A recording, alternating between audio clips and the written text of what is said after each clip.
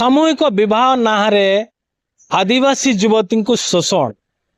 प्रथमे सामूहिक विवाह कराइदेवी तुमको सब सुविधा जुगैदेवी आमे पुण्य कमेबू ए प्रकार लोभ देखाई आदिवासी झील को प्रलोभित करापर शोषण कर अभियोग आभली एक सांघातिक अभियोग आसी 15 नंबर थाना रे जार लिखित अभियोग कराई पीड़िता मान तरफ तेबे घटनाटी आपण जानिले आश्चर्य हेबे 8 जून को वेदव्यास गुरुकुल आश्रम रे लायंस क्लब ऑफ वेदव्यास तरफ आयोजन कराइथिला एक सामूहिक विवाह जो 5 जन झील 5 जन पुओं को बाहा आउ विवाह संपूर्ण आयोजन दायित्व नहीं जहाँ दाबी करुचंती लायंस क्लब ऑफ वेदव्यास तेबे यह मध्य से 5 जन झील को मध्यरु जड़े झील अभियोग करिछि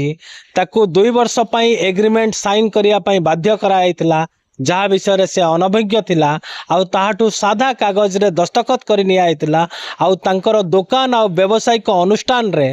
जे बाहाघर रो आयोजन करैथिले किंबा जो माने ए बाहाघर रो शामिल थिले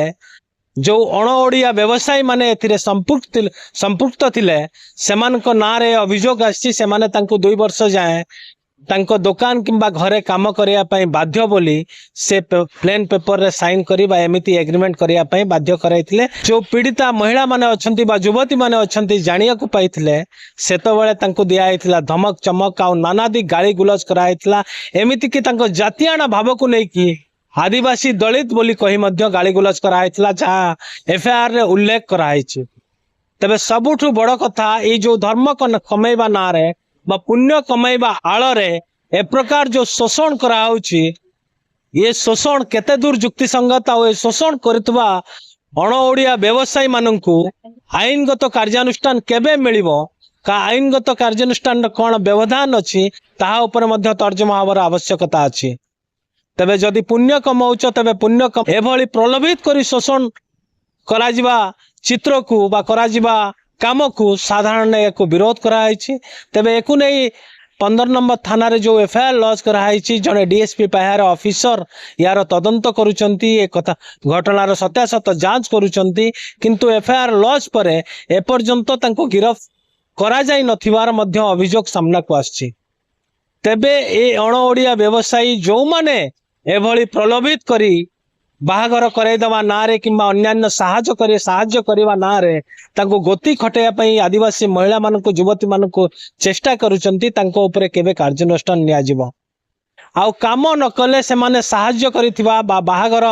समय रे से माने साहाय्य करथिबा अर्थ राशि किंबा असभाव पत्र को फेरे आनिया पई मध्य धमक दिया होची बा चेतावनी दिया होची तबे देखा जाऊ 15 नंबर पुलिस किंबा राउरकेला एसपी या यही घटना को केते गुरुत्व नौचंती आउ एभली एक अपराध जो समाज को एक खराब वार्ता खराब संदेश दौची से भली लोक मानक ऊपर बा से एई कार्य करिथिबा से कार्यकलाप रे शामिल थिबा एई अण ओडिया व्यवसायी मानक ऊपर कोन कार्यानुष्ठान ग्रहण करूचंती देखंतु संपूर्ण रिपोर्ट। मेरा सेक्टर 2 बस्ती में एक जन का शादी कराया था 5 जोड़ा का तो मैडम का नंबर मिला हम लोगों के पास फिर हम लोगों गए थे मैडम का पास तो मैडम बोली कि ठीक है मैं शादी करा दूंगी उस टाइम में कुछ नहीं बोला खाली आधार कार्ड और मेरा हस्बैंड का लिया आधार कार्ड और दोनों का लिया फिर हम लोगों गए उनका पास बोला कि ठीक है साइन फाइन करो बोला फिर बोला ठीक है शादी करवा देंगे तुम 5 को ऐसे बोला फिर हम लोगों को घर भेज दिया फिर 1 महीना का बाद ब्रेक हो गया 1 महीना का बाद हम लोगों को कॉल किया बोला कि ठीक है तुम लोगों आओ कुछ काम है तो मैडम के पास हम लोगों गए थे 5 लड़की तो वहाँ पे बोला कि तुम लोगों को काम करना पड़ेगा काम करिएगा और मैंने थ्रू से हम शादी करा रहे लेकिन पैसा कोई नहीं देता है हमें मेरा पैसा खर्चा करती हूँ मैं मेहनत करके तुम लोगों का शादी करवा दूँगी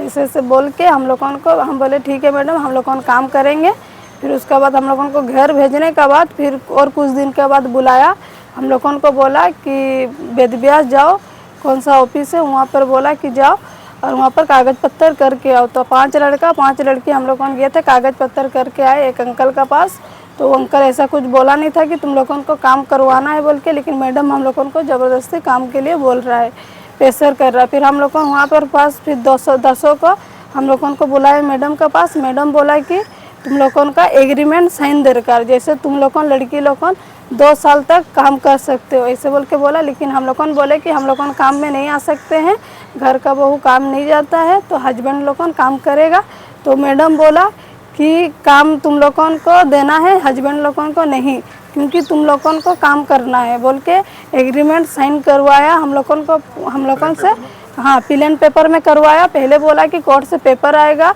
कल बुलाया था, तो कल हम लोगों ने कॉल किए थे कि आ रहे मैडम, तो वो बोला कि कल मत आओ, मैं कोर्ट से मंगाऊंगी पेपर, तो कल आना बोल के बोला था। लेकिन हम लोगों को साइन नहीं करवाया। फिर आधार कार्ड में हम लोगों का बारे लिखा है कि ज़बरदस्त हम किरण है और आपका पास काम करेंगे बोल के ऐसे करके हम लोगों को लिखाया। फिर बोला कि तुम लोगों का मर्जी से लिखो बोल के मैडम अपने से लिखाया। हम लोगों तो पढ़ा लिखा है नहीं, मैडम पढ़ा लिखा है, वो लिखाया, हम लोगों को वहाँ पर साइन करवाया। फिर एक दिन का बाद बोल रहा है कि तुम लोगों के लिए कोर्ट से पेपर लाएंगे, कोर्ट का पेपर में 2 साल के लिए काम करो, फिर तुम लोगों का संसार आगे बढ़ाना 2 साल, लेकिन तुम लोगों को करना है, फिर ऐसे बोला।